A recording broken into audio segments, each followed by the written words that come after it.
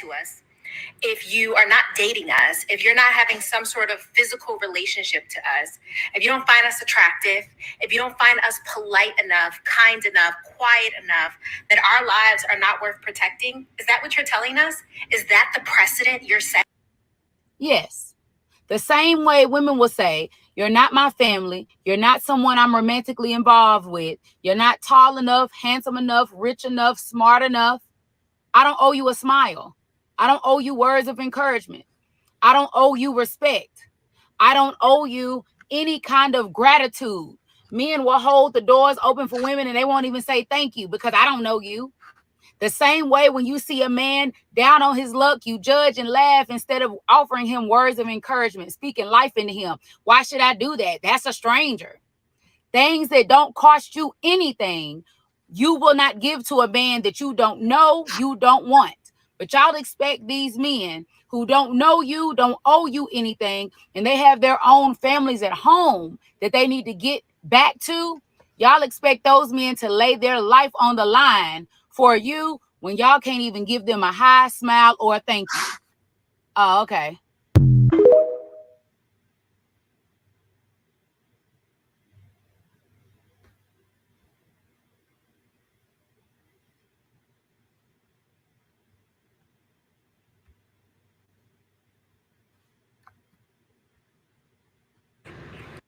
So let me clarify.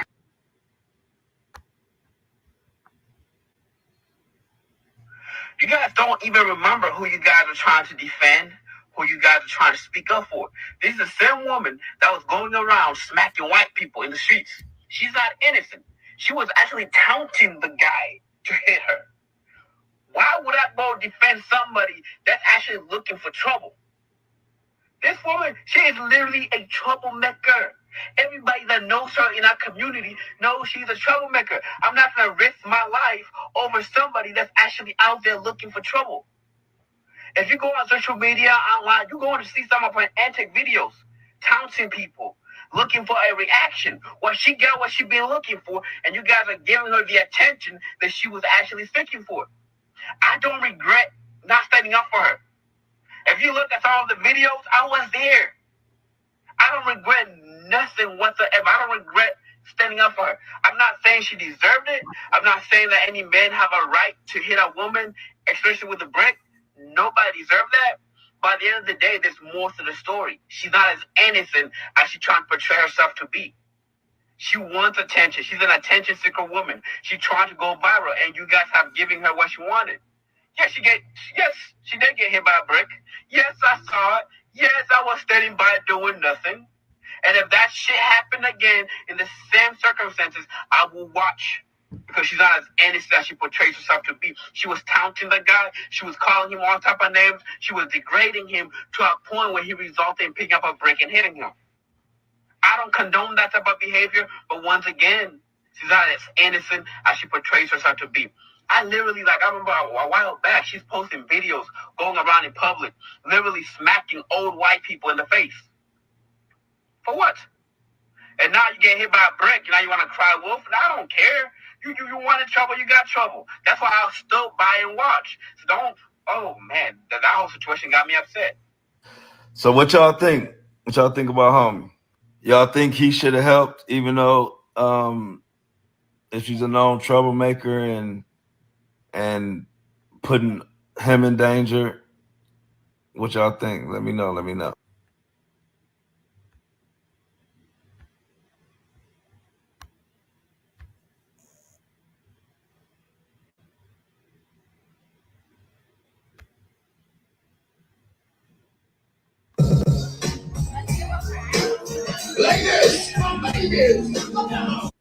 Yo, this man just hit me in my face with a brick, and all these black men just watch, and they don't give a fuck. Yeah, this man hit me, fucking grabbed a rock, and he hit me in my fucking face because I would have given him my number. And all y'all just fucking watch. Y'all see that shit? Y'all see that shit? What y'all do? I want y'all to be a man. I want y'all to be a man and fucking do something. Y'all gonna let a man hit me in my face? Man, fuck all y'all niggas.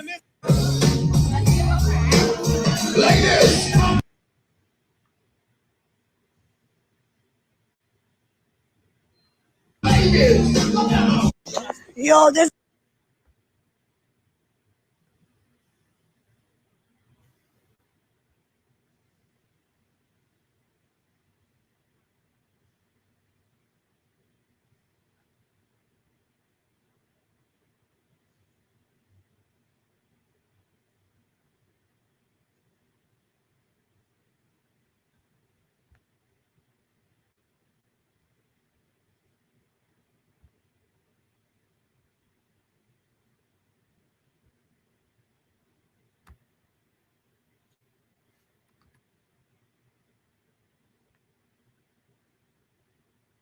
Are y'all?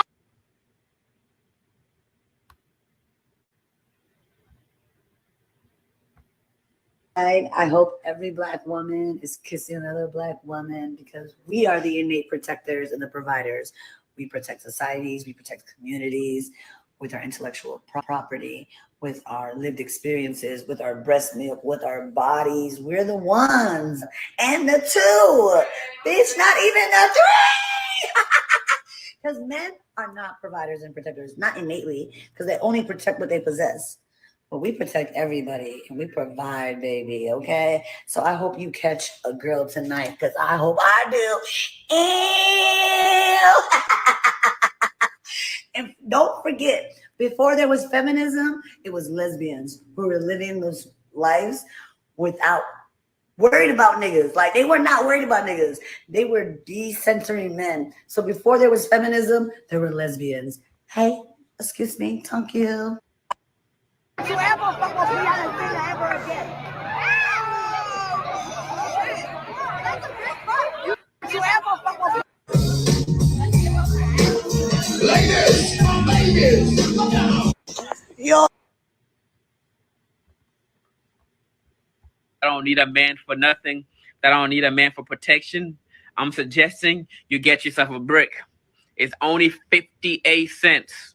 So you can protect yourself instead of talking down a man and expecting man to come protect you when you start trouble. And I wasn't victim blaming. I didn't blame nobody. I didn't blame her. All I'm saying is it wouldn't have gone as far as it did if she also had walked away. And how come nobody is even asking about the guy that hit her with the brick? Nobody even asked me who he is. Everybody just so focused on me not being there, me not telling the truth, but nobody's even focused on who actually hit her with the brick. Have anybody even tried to find out who he was? How come I don't see nobody posting him? How come I don't see nobody posting the guy that actually hit her with a brick? How come nobody's asking about him? I'm not victim blaming, but you guys want to be so independent. You guys don't need no man. So when you do get hit on your in your face with a brick this big, because this exact brick that it's not the exact brick, but this was the style of the brick. And he grabbed it like this, and bang! I saw the makeup fall off her face and attach to the brick. I saw the brick fall down. It was like when Beckham scored his last goal. You should have seen the way the brick bended across her face all the way to the cheekbone. I couldn't do nothing about it. I was not going to sacrifice my life for a total stranger who is causing chaos. And I stand with what I said, and I will do it again in a heartbeat. I'll watch as the brick goes across her face and do nothing about it. And I'm not ashamed of it. Once again, I wasn't victim blaming. She don't deserve what she got, but once again, she could have still avoided it. She could have avoided it by walking away and keep her mouth shut. It's that simple. Like, I hate to say it, but it's that simple. Walk away. And she didn't. She kept on talking. She kept on talking. Not everybody is your father. Not everybody is your brother. So watch the way you talk to people in public, because people can react a different way. Imagine if he had shot her. She could have been dead by now. So don't talk crazy to stranger in public and expect a black man to come and protect you. Get a brick. Protect yourself. Brick City.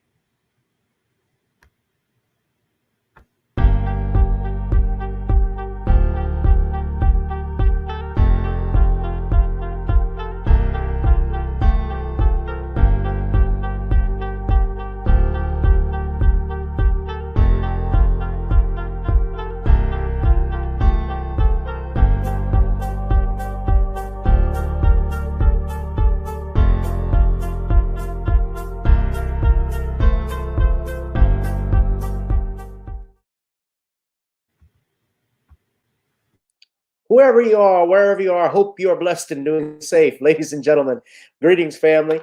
Of course, I'm tuning in. You see me without the glasses off today, but if you're looking for some opportunities, particular advertisement opportunities, then look no further at the link at the bottom to my email address. You can hit me up for advertisement opportunities. We are supporting and promoting your businesses here on this channel. You can also, if you would like to donate and subscribe to our Patreon, a link is at the bottom as well. So you have multiple ways in which you can advertise with the platform by emailing me when we go on through our live stream. You also have access to premium content, those that want to see premium content that you will not find here on YouTube or Facebook or Twitter, as I am suspended probably by now. You guys can check out the Patreon at link at the bottom. But advertisement opportunities, definitely email me, gavin.grich1@gmail.com for rates. And for the Patreon, it is the same as the YouTube channel. It is channel gboot2786. All right, I'll holla. Peace. What's up, family? Welcome to another exciting edition of Random Topic Thursdays, the hottest live stream here on social media. Whoever you are, wherever you are, I hope you are blessed and doing safe. Greetings, family. I'm not in my traditional green studio just because we always have some technical issues apparently working out there from the Wi-Fi. So it's better to be back into where I originally did this, which was right here in my room. And I'm sure y'all remember it's been 3 years since I've been running this platform with Sean on Thursday nights, Random Topic Thursdays, and I want to thank you for that. If you're following me on gboot2786 here, or Gavin Richard, or Twitter, or X as it's called, or you're watching via Facebook, thank you, whoever you are, wherever you are. I hope you are blessed. I hope you are doing safe. Tonight we are talking about Brickgate. We also have some other issues we're going to be talking about, but outside of Brickgate and the videos that you've seen, all relate to what happened. A Somalian woman, she's an immigrant, it's my understanding. She has a TikTok username of Row Reports, and she's a social media influencer. But subsequently, what happened over the weekend, she was at a party, and she claims, and I'm confirmed that she rejected a man trying to get her number, and subsequently he hit her with a brick, according to the reports. And her report, as you saw, her face was disfigured. There were a bunch of people, however, who've done some research, although it hasn't been confirmed. There are some who are saying that she distorted information. The video that you saw, this man who was obviously making fun of this incident, but also was there, stated that she's not as innocent as she looks. And you've seen from some of the videos I've seen where she does these pranks or these acts where she'll slap random people and then starts twerking. And so now that is not to say necessarily that what happened to her, she deserves that. But I think what a lot of people are saying, and what I'm asking for people in the chat and you're on YouTube, are men supposed to help a damsel in distress? Now, you're talking about putting your life on the line, possibly for another stranger, helping someone. And I know of situations, I've heard of stories, and I'll talk about it a little bit later. But before we begin, we want to just say a shout out to everyone in the chat, from One Who Cares, what's going on, Cece, Danielle Meyer, bunch of people. We're going to bring in special guests. So I actually have a poll, and it's tight right now, on my YouTube channel, gboot2786. I said, should men intervene when a woman is in distress? And out of 8 votes, 62% of you say yes, 38% say no. I wonder who, I wish there's a way I could do a demographic to see if it's men or women saying that. But everybody is different. I will talk about that in a minute.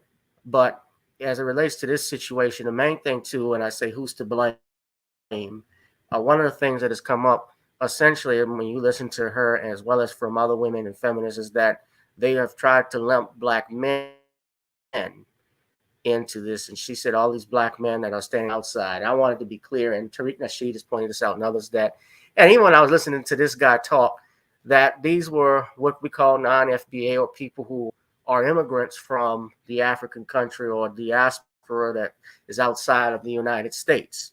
Now, that's not to say that we don't share African roots, but our experiences, obviously, when you say FBA and non-FBA, are completely different in that I think the upbringing that many of us had is different in how we relate to things in America.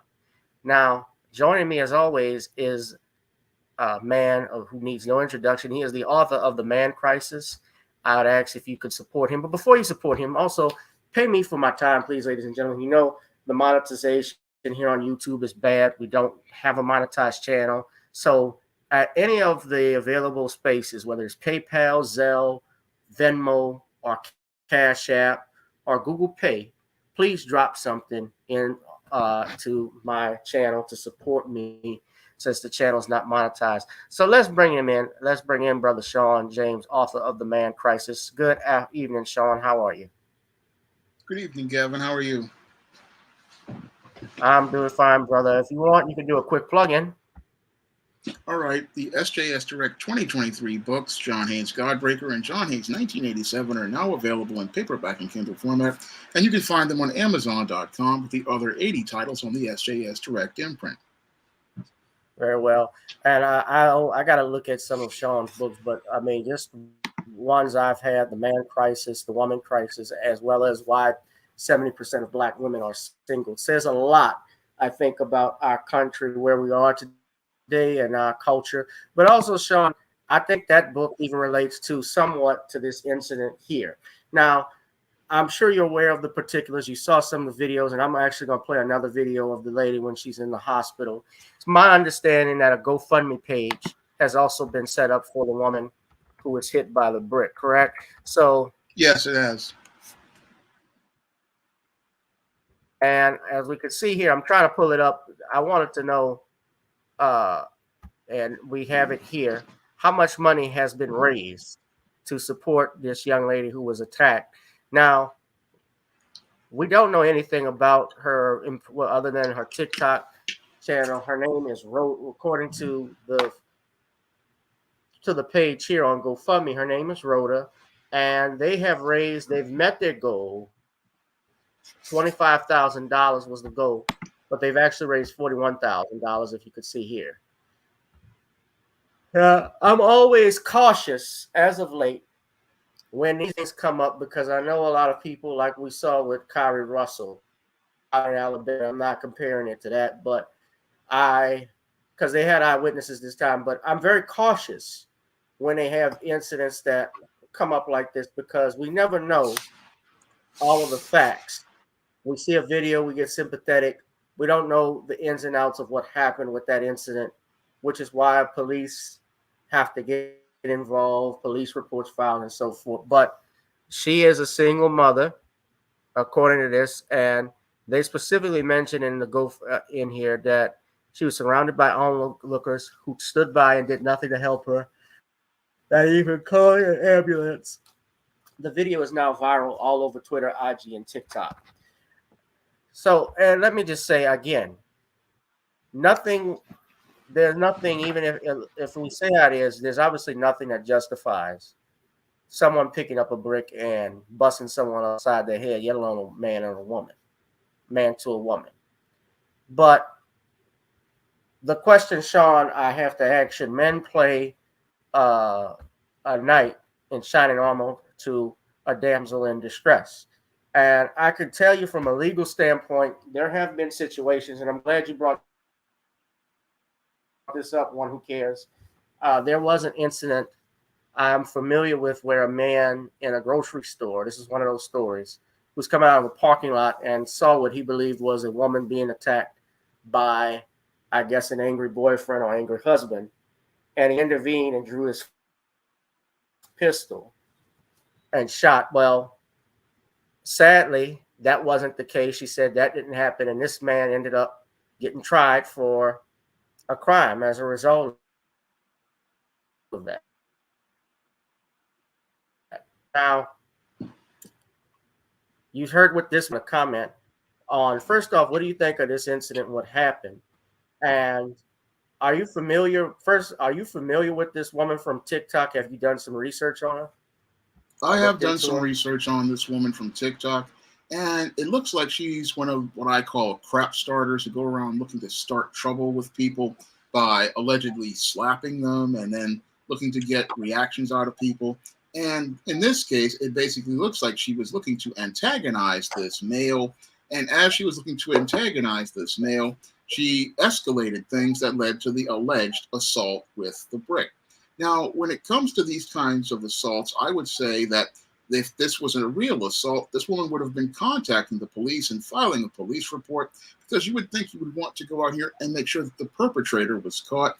But instead of doing that, what this woman did was go out here and take out her smartphone and begin recording most of the men around, again, looking for attention and looking to go out here and chase social media views and clicks and try to gain sympathy for an incident that she basically instigated. Now, this entire incident basically brings up the talking point: should men actively go out here and protect women who are not members of their family or their wives? And I have to say no in this case and in most cases, because if a man goes out here and looks to go play the white knight, it could lead to him, in the best case scenario, winding up where he winds up getting arrested on assault charges. And in the worst case scenario, he could possibly wind up losing his life. Because I've read too many stories about men who have gone out here and played the white knight, trying to break up a fight between a woman and her boyfriend or some sort of incident. And what happens is that that man winds up with a weapon drawn on him in some cases, and he Yeah. winds up either dead or injured. Or if he goes out here and defends that woman, he's the one dealing with felony charges for assault. So a man has too much to lose to go out here and get involved with business that's not his own. And in this age of feminism, the American and West and women all over the world have said they don't need a man for protection. And since they don't need a man for protection, they can go out here and call 911. I mean, if this woman had a smartphone on her as she was provoking this man who hit her with the brick, you would think she would have gone out here and called 911 first and So she contacted didn't even police. file a police report. Yeah, that's where I see saying a she problem filed- here. She filed no police report, because if she wanted protection, she could have gone and filed a police report and easily gotten that man arrested. I mean, in this era of Me Too, all it takes is an allegation for a woman to get a man arrested, and all she had to do was make the police report. So that really shows me that this woman really wasn't genuine. But when I look at this whole case, again, it shows me how some women are basically looking to get attention. And as they look to get attention, they trivialize the whole danger that they put themselves in, and they go out here and start all of this stuff, this crap starting. And oftentimes, when they mouths write checks, they butts can't cash them, and that's basically what happened here. This woman's big mouth wrote a check, and she couldn't cash it when that guy smashed her in the face with a brick. Yeah. Now, Sean, there are some people, obviously, and this is what the comment I had. I saw several videos. I've seen people from Willie D to Dr. Umar Johnson and others, like Dr. Rashad Ritchie. They were going in on this and criticizing the men that were standing around. In particular, I noticed, and you saw some of the videos, people, when this video pulled up, something I noticed was how previous videos, and even under her disclaimers, under her video, she calls herself a feminist. I saw that she, even in this video in particular, I'll play it, but I don't know if this her said, "I'm sorry to you this happened. Men are scared of men, but claim to be protectors. It's time for a change." I've seen them state how cowardly men are, but particularly, you notice she said all the black men that are around here, right? Now, Sean? Yeah. Yeah, so I'm just curious. And even when I listened to the guy who was the witness that was there, you can tell he was not from this country by his accent. Did you listen carefully to what he was saying? Yeah, I did. How he talked?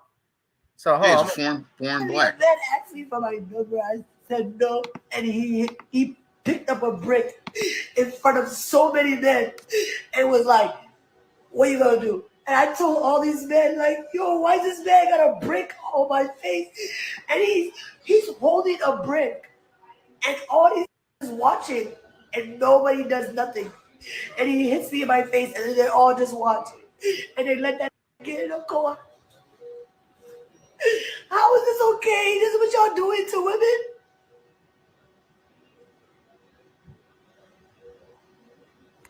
Have I ever done to anybody in my My life to problem. Here's deserve my thing. this? My I problem. never did anything in my Obviously, life if she's a victim to her. of a crime, I couldn't take how this came, Sean, into a negative, but it's black men's fault. I couldn't understand how it was black men's fault, and then all of these other agendas that seem to be coming from this incident as a result. You're talking about men need to do better, have to be protectors. Men are protectors, but sometimes women, and let's just be real, they want to bake the cake and eat it too. Well, when You ask for equality, you ask for men to protect you, but then tell some women will tell men back off, and they'll go hard on them. Men, you can't have this, you can't do that. Go ahead, finish what you were about to say. Well, the thing that most of these feminist indoctrinated women don't really understand is that a man's protection is conditional. And that protection is conditional under two conditions. One, that protection is only granted to women who submit to the man's authority, and it's also conditional on that woman being willing to take correction. So most of these feminists, they don't want to submit to male authority, and they don't want to take correction. So if these women don't want to submit to the authority of men, then they do not get protection. When you say that you're strong and independent and don't need a man has no reason to go out here and protect you. A man only has an obligation to protect women who are a part of his family, such as his wife, his mother, and his sisters. And that is also under the condition if that woman is looking to submit to that man and also willing to take correction from that man as related to his leadership. If a woman does not want to submit to those terms, she is not entitled to any protection. And she's basically, if she says she's strong and independent, she's on her own. So whatever consequences come to her are the ones that come to her. And this woman, basically, from what I have heard and read, is she antagonized this entire incident. So how do you get protection if you antagonize this man? Critical question I would ask this woman if I dealt with her. Moreover, how can you ask for a man's protection if you don't go out here and do things to ensure that you're not going to escalate matters? Another critical question I would have to ask, again, if this woman says she's assaulted, you would think she would go to the police. And again, if she's a so-called independent black woman and she don't need a man, she can go and call the police, because this ain't got nothing to do with men. Again, men have too much to lose, such as their freedom, and no man is going to risk his freedom getting into it with this kind of woman who looks to, again, be one of these feminist single moms who wants to antagonize people because she can't get attention. And the main reason why she can't get attention is because she's a bust down. And again, with her social marketplace value being less than a $5 food stamp without the book, she's got to go out here and pull these kinds of stunts in order to get attention, because most guys wouldn't check for her even if she was available for free. So most guys ain't checking for this woman. That's why she got to pull these kind of stunts. And she's pulling these kind of stunts, hoping to get a whole lot of sympathy on social media. But all she's done is prove the point that most men, we ain't got to have nothing to do with her. Now, they always want to try to pin this on black men because this is a person with the same skin tone as black people. But she's really, again, one of these foreign-born tethers looking for attention. And the way you deal with this kind of woman is basically start to ignore her and leave her in bust downtown because ain't nobody dealing with that woman because that's why she got to keep starting up stuff. You would think this woman would be out here taking care of her child, but instead of taking care of her child, all she's done is make a huge mess and make a lot of drama because she's whack as a mama. Well, like I said, I don't know what happened. I wasn't there. I don't see how they can draw all black men into this. But Ain't got nothing to do with us. it got nothing to do with me. I mean, yes, if I saw someone being assaulted, I'd probably call the police is the most that I would do. And as well as try, if I could, if it was someone like a kid or something like that, yeah, I certainly would intervene. But men just don't want to get involved because they just too. It's not that chivalry is dead. I think chivalry is just sleeping. Chivalry is not dead. It's asleep. When you got to chew, and in a situation like that, is it possible if I had intervened and punched this man or got into a fight, I would have been looking at charges myself. That's what goes in the back of the mind of a lot of men. Well, as I've said, the women got to be honorable in order to get protection. And again, you got to submit to the men's authority and take their leadership and correction if you want that man to protect you. But if you're not somebody who's submitted to those men, they have no incentive to protect you. They have no reason to protect you. And if you go out here looking to start stuff, again, somebody's going to finish it. And when you get somebody that finishes it on you, you get whatever you deserve. This is actually from the Shade Room. They say, now this is what I'm talking about. They say a black woman was allegedly hit in the face with a brick for rejecting a black man's advances. As she recovers, folks online have dug up past videos of the victim and started debates about her feminist and black African versus black American identities. And shout out to Beatszilla. He actually commented on this and said Somalian, not black. I don't care if I'm the first person to say this, but us Somalis are not black. There's a difference between African and black. Let me ask you a question. Are Moroccans and Egyptians black? Tradition, our history, our culture are so much more different compared to these other countries that are actually black. Joshua Bill, if you're not black, what are you? I'm Somali. Let me ask you a question. If you were to see a very dark Indian man, would he be identified as a black person or just an Indian?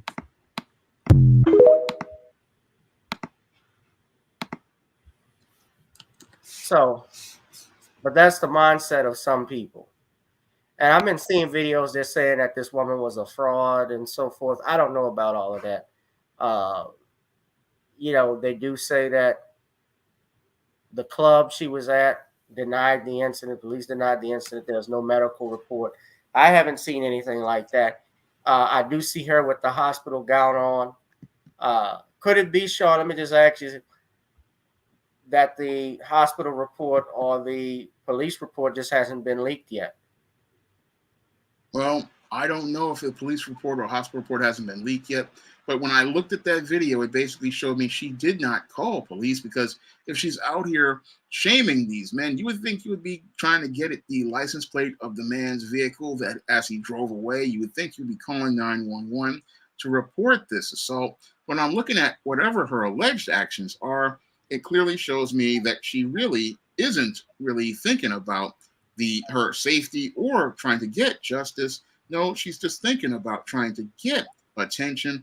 And that really shows me that this woman basically is just looking to start some drama. So again, I'm looking at her actions and they are quite suspect. And as related to that video of this guy talking about he's a Somali, okay, then you go to the Somalis to go get your help. Don't come talking about black people and saying that black men need to get involved. No, you go over to the Somalis and go get your help. That's what I say to any of these black people who are foreign. If you don't want to be a part of the black community, you say you ain't black. Don't come over here looking for us to help you. You go over to your own people and you go deal with them through your own people because it ain't got nothing to do with us. Yes, indeed. We have someone and a couple people in the comments who agree. One who cares said, "You're exactly right, Gavin." Yes, I'm always right. We got Cheryl the Pearl who says, "Good evening, happy birthday wishes to Sean." Thank you. Yeah, your birthday is this It's month. Saturday. Saturday. It's Saturday coming, right? Happy early birthday. Thank you. Or as Aaron Neville would say it, happy birthday to you.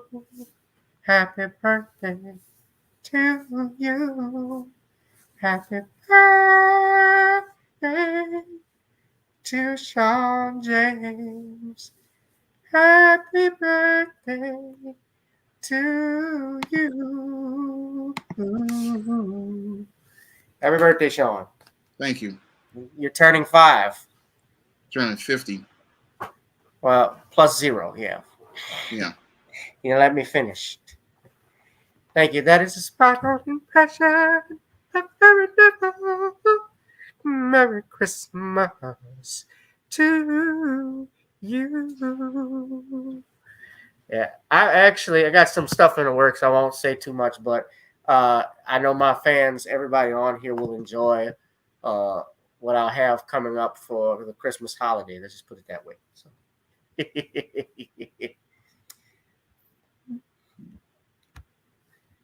All right. So, yeah, I don't think it's victim blaming. I think it's just honest questions. And I'm looking here, and we got 60% of people who say a man should, Sean, 60% say, out of 10 votes, say a man should intervene if a woman is in distress. Yeah, well, I disagree with that in today's age. I leave you right where I find you and let law enforcement deal with that. So it's 6 the vote. It's 6 votes to 4 that say yes. But I mean, yeah, I would definitely, yeah, like I say, I could call the police. I intervene if I'm in the middle of the action, like someone is in a robbery, for instance. There's a robbery taking place, and I'm there. If I have my gun and they're robbing the place, they're coming around the victims trying to rob them, I probably would pull my thing. But it's a very risky thing. So now the vote is 55-45. So hit that like, share, and subscribe button, ladies and gentlemen. Please hit that like, share, and subscribe button.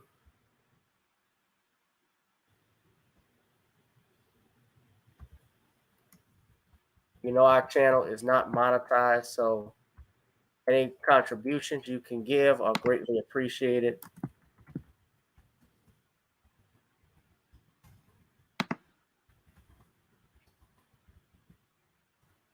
Ladies and gentlemen. So I think, Sean, you don't believe black men are to blame for this, neither do I.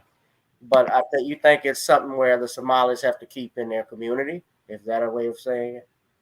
Yeah, it's their job to deal with women like this. I mean, it's their job to check women like this who are out of pocket. If there's a woman in your community who's out of pocket like this, looking to start trouble, it's the job of the men to get that woman in line. If she doesn't want to get in line, it's the job of those men to kick her out of the community and let her know that her behavior is not going to be tolerated and she can go elsewhere with that stuff. All right. Sean, the next topic I want to talk about, ladies, is this incident.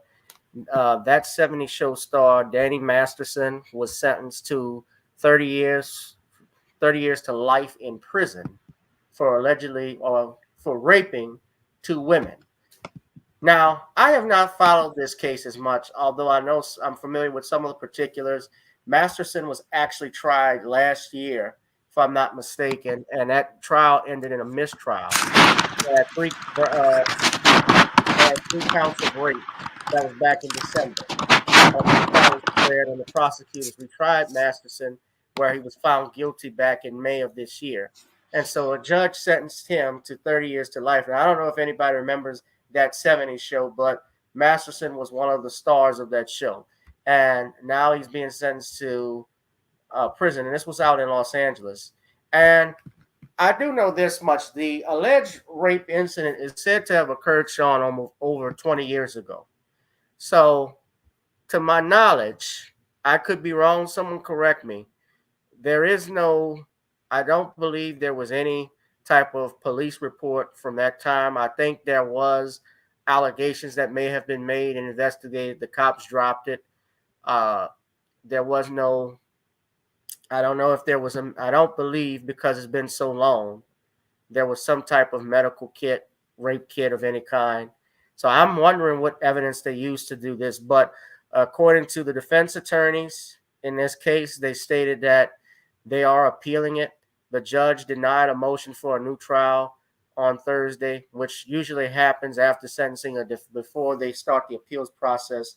A defendant will file a motion for a new trial. That sets that off. And when it gets denied, then you go to notice of appeal, and then you go through the appeals process. And it says here that Masterson's, according to his defense attorney, stated that his lawyer, Sean Holly, told the judge that Mr. Matherson did not commit the crimes for which he was convicted. She said a team of appellate lawyers has identified a number of significant evidentiary and constitutional issues with his convictions that they are confident will be overturned.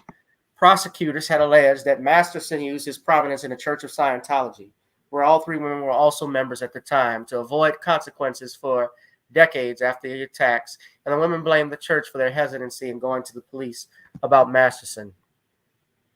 At the church sentencing hearing, one of the women, who, like Matherson, was born into the church, said she was shunned and ostracized for going to the authorities in 2004. I lost everything. I lost my religion. I lost my ability to contact anyone I'd known for love or loved my entire life. She said, I didn't exist outside the Scientology world. I had to start my life all over at 29. It seems the world I knew didn't want me to live. The church, Scientology church, stated that no policy prohibiting or discouraging members from reporting criminal conduct of anyone, Scientologists or not, to law enforcement.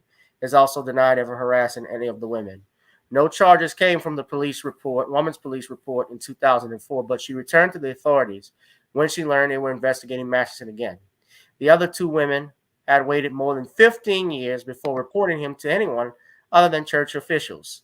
The women testified at both trials that in 2003 they were at Masterson's home when he drugged them before violently raping them.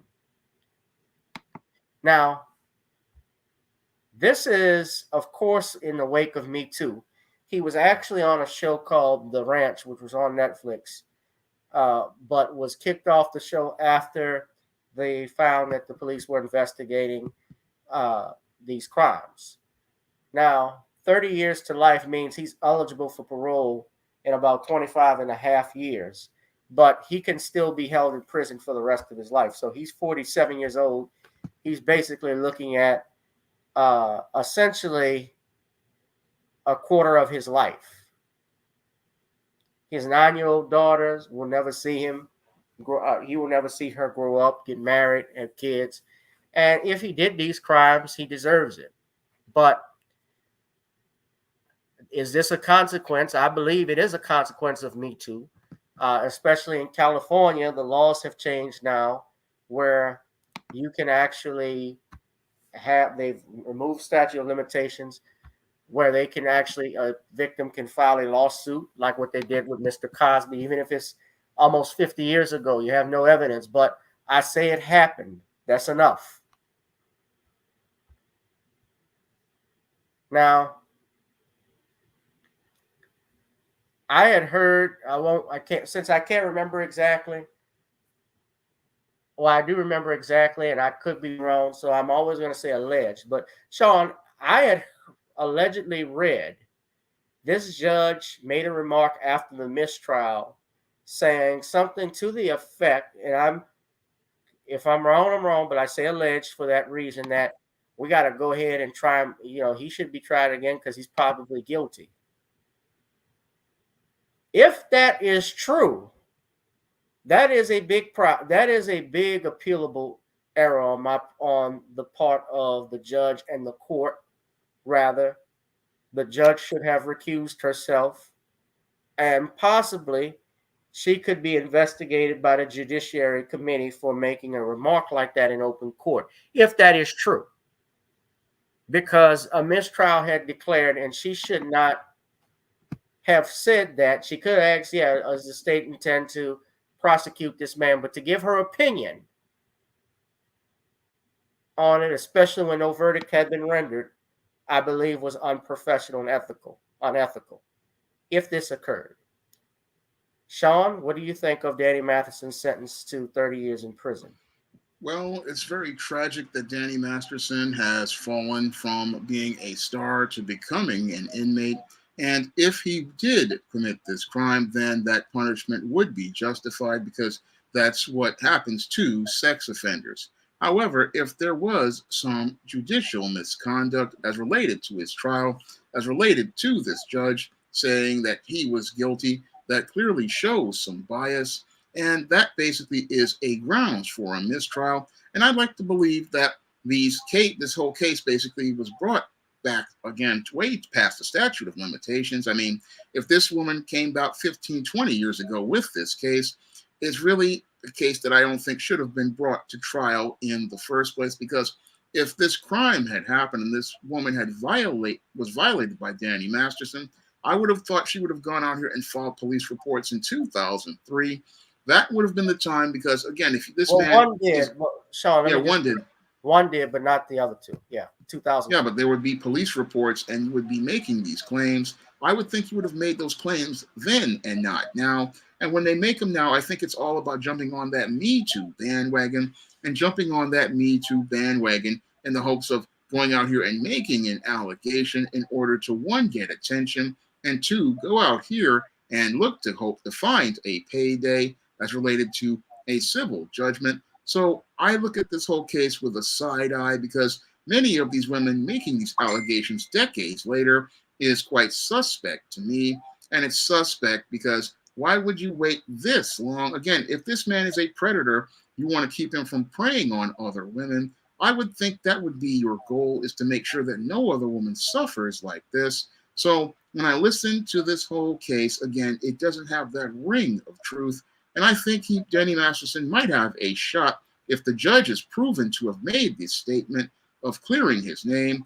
And he might also have a case if he can prove that there was issues as related to the credibility of these women and their allegations. But I really do believe his case is strong if he can prove this judge was biased, because if she was biased, there is a case for a new trial, because this judicial error is one that just cannot be given a pass to, especially when you're dealing with heavy charges like this as related to a sex crime, charges that can basically destroy a man's life. So I look at this case of, again, 30 years in prison. And again, it's all based on if he did this. But what really troubles me is how the coverage of this case and the tone of it is very different from the one with Bill Cosby. And you see a clear difference between the media on this case in black and white. I mean, as related to Danny Masterson's case, they have really not really given it the heavy coverage they gave Bill Cosby. And that really shows me a double standard. They are not complaining about it like they did Dr. Cosby. You've heard virtually very little about it.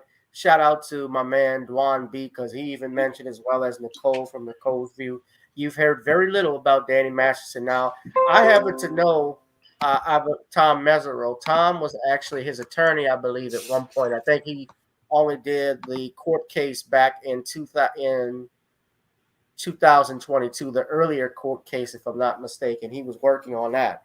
So he might have switched lawyers. I believe that's probably what happened here. But he made it abundantly clear to me, when Tom was working on it, I didn't get to ask him too much, but I think he made a point that they were battling this Me Too thing.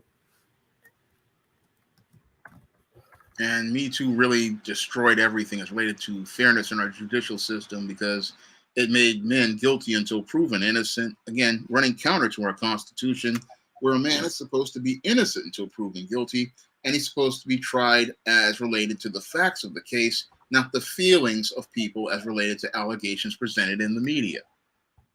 Yeah.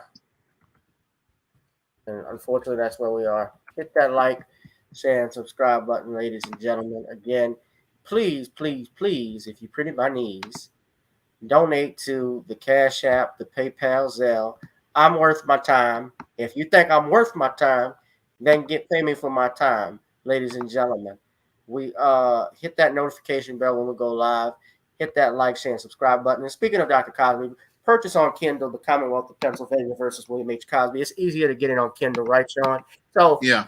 everybody get it on Kindle, ladies and gentlemen. That is the true story of what happened to Bill Cosby, how he got railroaded in that kangaroo court out in Pennsylvania in Montgomery County, recommended even by his spokesperson, Mr. Andrew Wyatt. You need to get that book now, and that's on Kindle.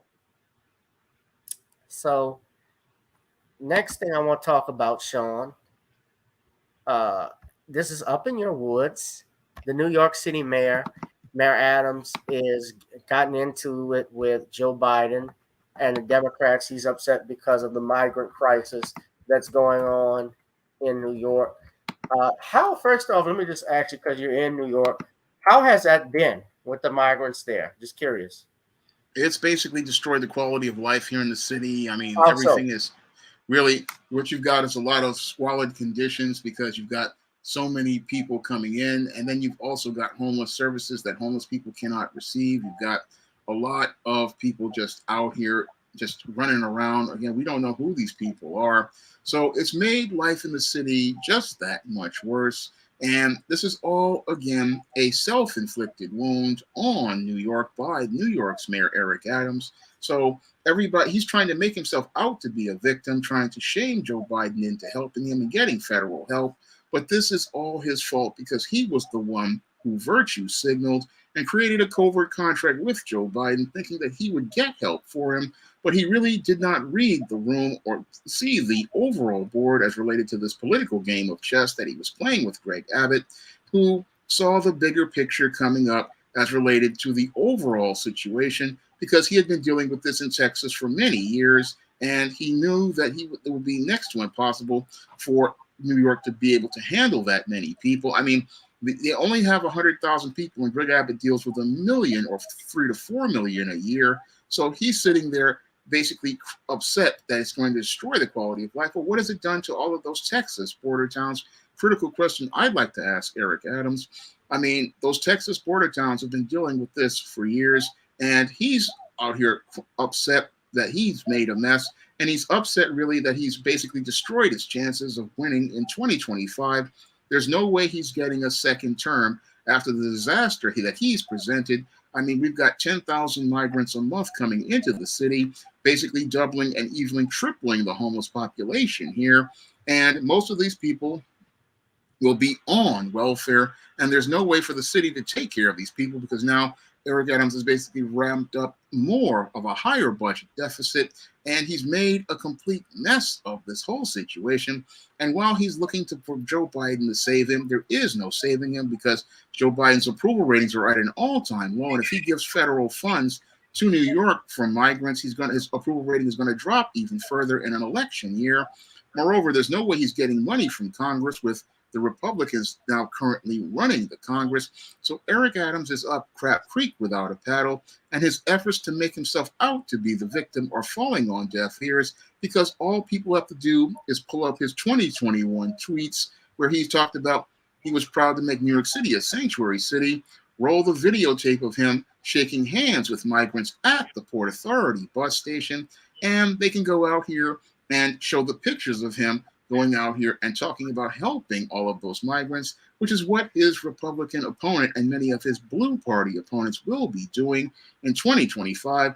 And Eric Adams at this point knows that he's basically done as mayor and right in the middle of his second year. So he's basically looking for somebody to blame, but there's nobody to blame but him because he was the one virtue signaling. And I remember, and I heard today he was blaming Donald Trump. Well, how do you blame the man who wanted to protect the border? I mean, that's another critical question I got to ask. You want to blame the man who said that this was a bad policy when you're the one who said that you would have a better policy. The better policy has failed. So Eric Adams basically, again, is done as mayor. And now he's crying and talking about, oh, the city is going to fall apart. Well, you're going to be the face of the city winding up in the bad place that it's in because it was your policies that wound up running the city into the ground and his policies that were the one that created the entire mess that everybody's dealing with right now. Let's play this video. This is Mayor Adams. He rips President Biden for his failure to help and says that the migrant crisis will destroy New York. Let's listen. Started with a madman down in Texas decided he wanted to bus people up to New York City. 110,000 migrants. We have to feed, clothe, house, educate the children, wash their laundry sheets, give them everything they need, health care. And this team here, we stated, let's do everything possible before we have to push it out into neighborhoods and communities. Month after month, I stood up and I said, this is going to come to a neighborhood near you. Well, we're here. We're here. We're getting no support on this national crisis, and we're receiving no support. And let me tell you something, New Yorkers. Never in my life have I had a problem that I did not see an ending to. I don't see an ending to this. I don't see an ending to this. This issue will destroy New York City. Destroy New York City. We're getting 10,000 migrants a month. One time we were just getting Venezuela. Now we're getting Ecuador. Now we're getting Russian-speaking coming through Mexico. Now we're getting Western Africa. Now we're getting people from all over the globe have made their minds up that they're going to come through the southern part of the border and come into New York City.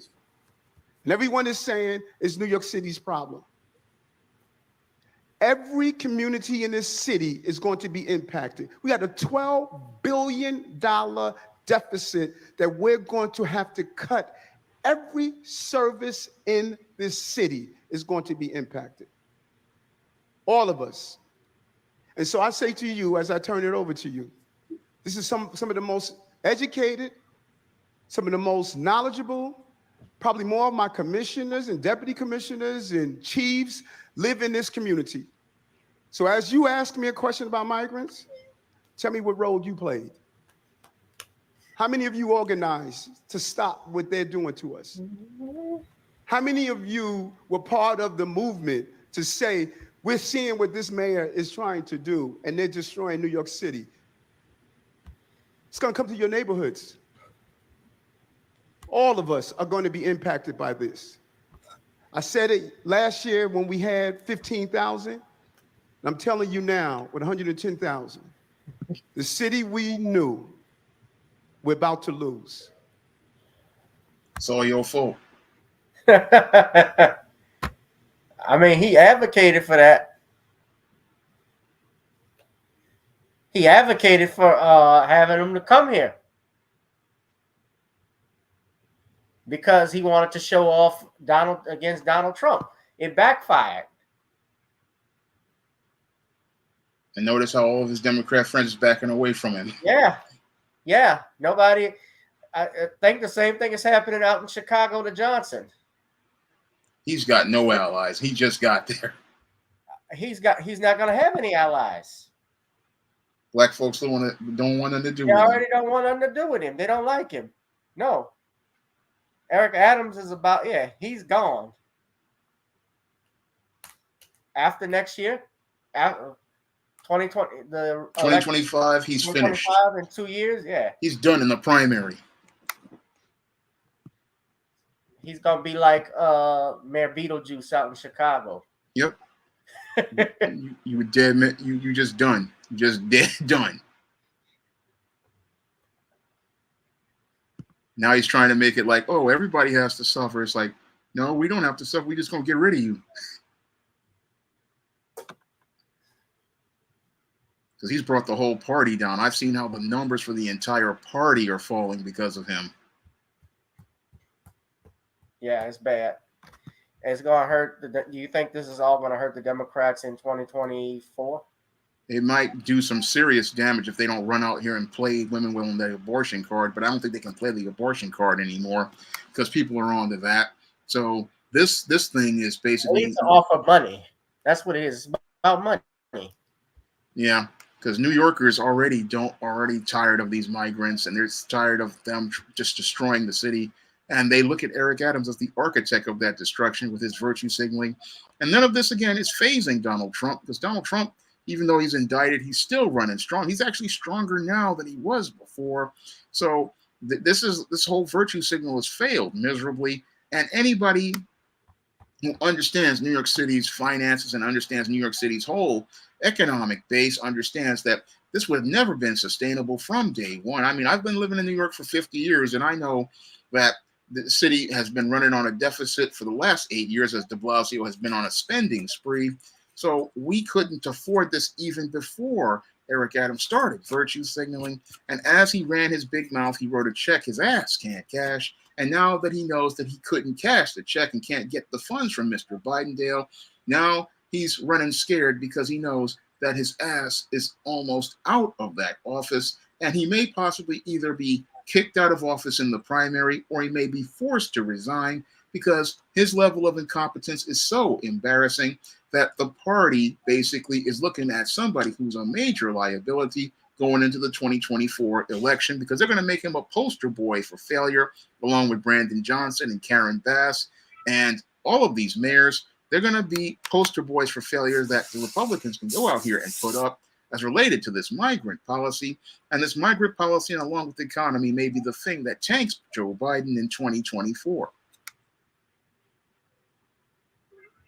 Yeah. Y'all hit that like, share, and subscribe button. Yeah, I think Biden is going to tank.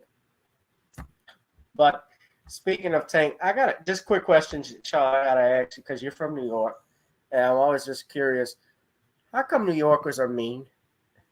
Well, New Yorkers are mean because we run into a lot of it's a really hostile city. It's a real rough city. Everybody gives people a hard time. I mean, there's no real kindness here because everybody's so competitive. And that competitiveness is why a lot of people are mean, because there are no friends here in New York. I mean, other parts of the country, people are more friendly and more open. Yeah, but you got to because people because people are so competitive here for whatever little resources are, they're willing to cut another person's throat. So that's why everybody's so mean here. And it's just, again, one of the most hostile environments you'll ever be in, because, again, everybody's fighting for resources and opportunities. And that's the main reason why so many people are just so mean and rude here. Yeah, I've ran into some New Yorkers who've come down to New Orleans. They're not nice. No. I gotta add it. Yeah, Chip. Dare you to mess with them. All right. Speaking of Biden and Sean, last thing I want to talk about, ladies and gentlemen, is that the special prosecutor that has been appointed in the Hunter Biden case is expecting an indictment very soon. According to CBS News, ABC News, and other outlets that I've observed, an indictment against Joe Biden's younger son, Hunter, is likely to occur by September 29th. And we're going to go to CBS News for more. Investigation says he intends to seek an indictment by the end of the month. The statement is part of a court filing in a gun possession case involving the president's son. CBS News senior investigative correspondent Catherine Herridge has more on that investigation. After a 5-year investigation, Hunter Biden could soon be facing federal charges. Special counsel David Weiss wrote to the Delaware court the government intends to seek the return of an indictment in this case before September 29th. Harry Littman is a former federal prosecutor. I think the message is simple. They're going to throw the book at him on a gun charge that they were previously going to let him actually work off in a couple years. The president's son had previously reached an agreement on the charge of gun possession by a drug user that avoided prosecution if he abided by the term for 2 years. But in July, the broader plea agreement, which included misdemeanor tax charges, collapsed, leaving the future of the gun charge deal in question, and Hunter Biden facing legal jeopardy from the newly appointed special counsel. What charges could he be talking about? Well, at least he's talking about the gun charge. And of course, we don't know whether the misdemeanor tax charges could also be included. But an attorney for the president's son told CBS News they believe the agreement for the gun offense still stands and prevents any additional charges from being filed against Mr. Biden, who has been abiding by the conditions, including regular visits by the probation office. And while President Biden has continually expressed support for his son, he recently stressed the Justice Department's independence in this case. I have no comment on any investigation that's going on.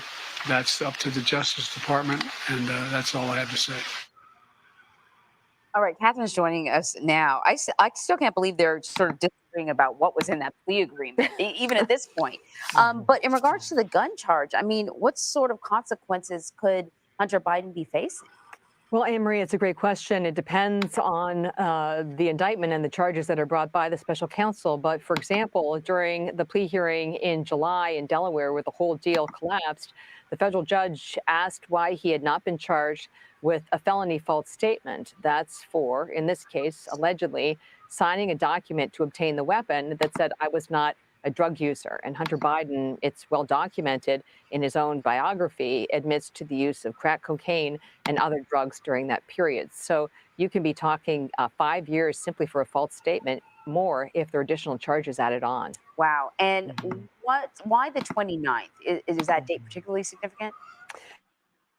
It is. Under the Speedy Trial Act and its application in Delaware, the clock started ticking on bringing charges in this case at the end of July, and the clock expires at the end of September. So the special counsel has now formally told the Delaware judge that they intend to seek an indictment in this case. The language in that motion was vague. It was either poorly drafted or it was done that way by design, because it's not entirely clear whether it's simply on the gun offense or it could also be on the tax charges. Final point, if that's the scenario we're looking at, the likelihood is that the gun offense would be filed in Delaware because that's the jurisdiction where the alleged offense took place. But the tax charges would have to be brought either in Washington, D.C. or Los Angeles. So an even complex case becomes even more so because the indictments would be bifurcated. Oh, my goodness. Catherine Herridge, thank you very much. You're welcome.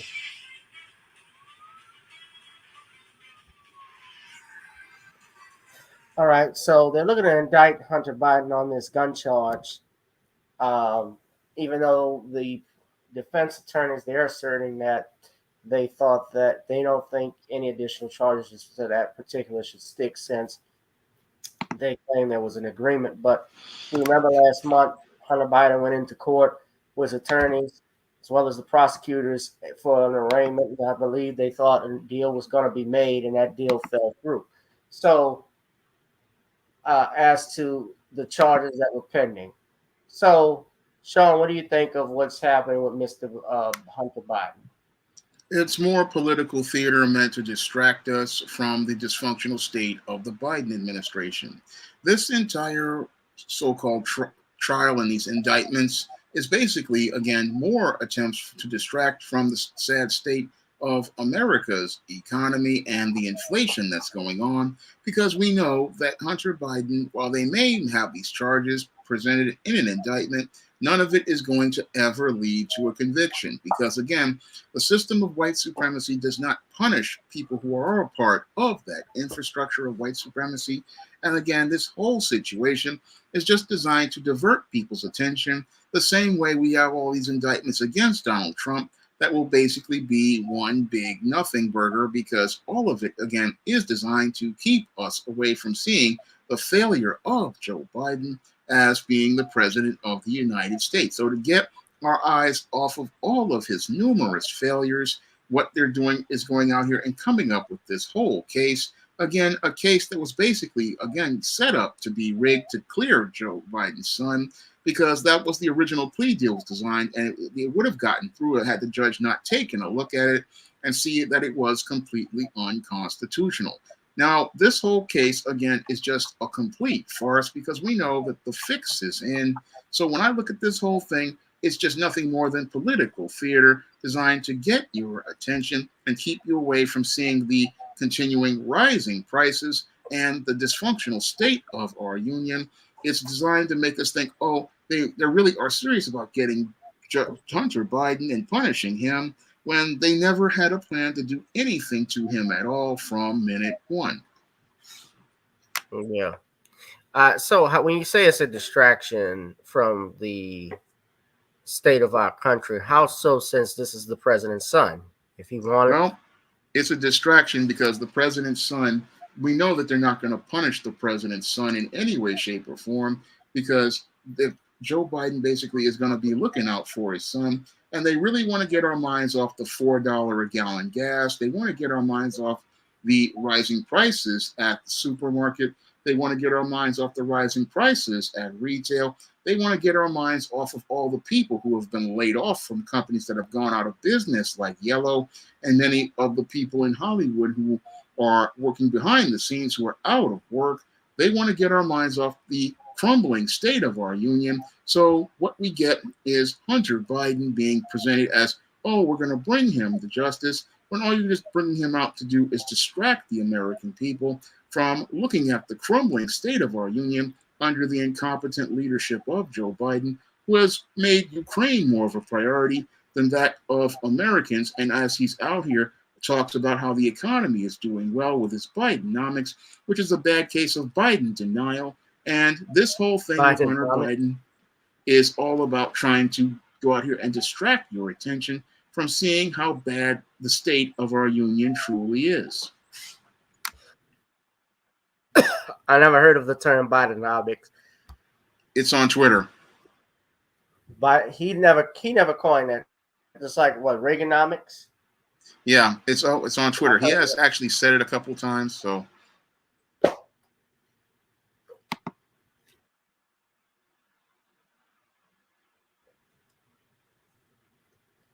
You know he ain't using Twitter. That's his henchman. That's his yeah. He said tweet. He probably think you're talking about Tweety Bird, because that's how old he is. I thought I saw Putty Cat when Mel Blanc was still doing the voice. I did. Suffering succotash. All right. This might be one of our shortest live streams we've done. I don't have too much more to say, ladies and gentlemen. Hit that like, share, and subscribe button. Sean, if you want to do another plug-in, why don't you tell us tomorrow if you decided on what your live stream is going to be about? Well, my live stream will be talking about a viral video that a black woman did, talking about how black men and black women are always fighting over money. And I'm going to be deconstructing that viral video in tomorrow night's live stream. And I'll also possibly may talk about my 50th birthday, and maybe I'll talk a little bit about that, or I may do that on Saturday night, depends on how I'm feeling. Do you have any plans for your birthday? I'm going to go out and possibly go to a restaurant or something like that, if it's not too hot. You know, you're going to see migrant people on the street. Yeah, well, I don't think they really want to come to the South Bronx because it's rough over here. All right. You think so? Okay. Yeah, it's rough over here. A lot of people getting a rude awakening about New York. It ain't like what youth people think is on Seinfeld and Sex and the City and those 90s shows. It's really rough. It's like the way I grew up in the 80s. Really rough. I grew up in the era of the abandoned buildings and the burnt down buildings, and I can tell you how bad it was back then. You remember this? You were around when they had the Summer of Sam. I was like blackout. 3-4 years old when that happened. I remember the blackout when I was about 4 years old. But I'm saying, well, you still were alive when that happened. I know you don't remember too much, but even Bernie Getz. I was 11 when that happened, 11, 12 when that happened. Yeah. But I do remember reading about Bernie Getz. I remember the crackheads on the train. I remember New York being a war zone. And sadly, after Rudy Giuliani cleaned things up and Michael Bloomberg turned it into a place that everybody wanted to invest in, New York has turned into a wasteland under the incompetence of Bill de Blasio and Eric Adams with their far left policies. And this is not a place that you want to come to. I'm telling you, as somebody who's lived here for 50 years, this is not a place you want to come to because the rent's high, the taxes are high, there are next to no jobs. I mean, I have been struggling to find another job for the longest kind of time. So This is not a place you want to come, and there's no real tourism here, so this ain't a place you want to be, because this place is Hades at this point. And that's not to forget you had Jason Takes Manhattan. So Yeah. Vlade. Yep. But you actually, yeah, man. Well, happy birthday. But they actually, New York, I did always want to go to the Thanksgiving Day parade. Did you ever do that? No, it's too crowded down there, and it's too dangerous at this point. Why, even as a kid, you didn't do that? Nope, because it was too crowded. I didn't have money like that. I thought maybe your parents might have taken you. Okay. No, we couldn't get there. We cooking dinner. We cooking. Okay. But you used to watch it on TV as a kid. Huh? Yeah, I watched it all the time. Yeah. Do you watching still? Yeah, I still watch it. Yeah. I know it's cold up there. I had a cousin who actually performed in the parade, so I know you freeze your nuts off. Yeah. Yeah. Well, hit that like, share, and subscribe button, ladies and gentlemen. Please support this channel. I do want to point out, Sean, if we can go to our poll right quick. I'm about to close the poll out, what the latest results are. And according to this poll, it says that we asked if a man should intervene with a woman in distress. Out of 18 votes, 56% of you said yes, 44% no. So basically, out of 18 votes, you have, I want to say probably at least 10 out of 8 or 11 out of 7 that agree that a man should help a woman when she's in distress. So that's interesting. I wonder again how many were women that made that did that. What's up, computer robots? You say you want to see the return of unsolved mysteries. We may do that. Maybe we have Sean join me. Sean is like, he's thinking about it, or he's probably against it.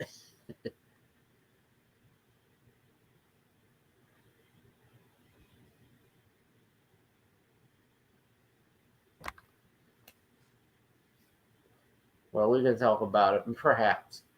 All right, hit that like, share, and subscribe button, ladies and gentlemen. Please donate to the Cash App or Zelle.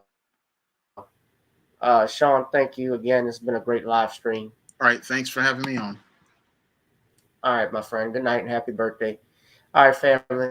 This has been a great broadcast. This has been another edition of Random Topic Thursdays here on channel GBoot 2786. Wherever you are, wherever you are, I hope you're blessed and doing safe. I'll holla, ladies and gentlemen. I will be back. Please, again, tune in. Thank you, computer robots. Thank you, One Who Cares, Danielle, anyone else who's, if I forgot your name, it's my head, not my heart. One Who Cares, Derek Bailey, as always, Phantom Beats, everybody. Thank y'all. Good night, ladies and gentlemen. Good night. Thank you.